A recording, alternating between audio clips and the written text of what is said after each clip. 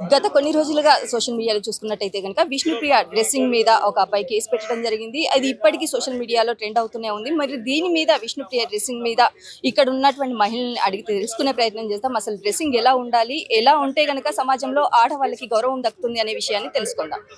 చెప్పండి, విష్ణుప్రియ డ్రెస్సింగ్ మీద కొన్ని కమెంట్స్ నడుస్తున్నాయి ఈ మధ్య కాలంలో చూసినట్టయితే కనుక. అమ్మాయిల డ్రెస్సింగ్ ఎలా ఉండాలి అనేసి అంటారు.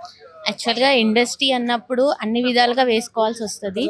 అలా అని చెప్పేసి మరీ విప్పదీసుకొని అయితే తిరగలేము. బట్ చూసే జనాలు కూడా అన్నిటికీ మీరే అంటారు, ఇలా వేసుకుంటే బాగుంటుంది, అలా వేసుకుంటే బాగుంటుంది, ఇలా ఉంటే చూడాలనుకుంటామని అంటారు.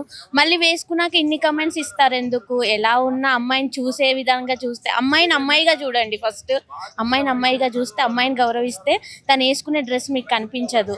అలా అంటే పురాణ కాలంలో అసలు ఏమీ లేకుండే, అప్పుడు ఎవరు ఏం పట్టించుకోలేదు కదా. అది కరెక్ట్ కాదండి. అండ్ మనం వేసుకునే డ్రెస్ ఎలా ఉన్నా ఫస్ట్ మనసు మంచిగా ఉంటే బాగుంటుంది.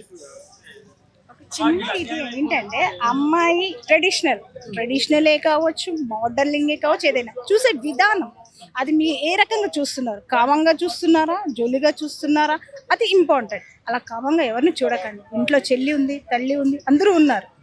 మీరు ఒక ఫ్యామిలీ నుంచి వచ్చిన వాళ్ళే కదా, వెనక ముందు ఆలోచించి కమెంట్ చేయండి. కమెంట్ ఎలా చేయాలి అన్నది మీ ఇంపార్టెంట్.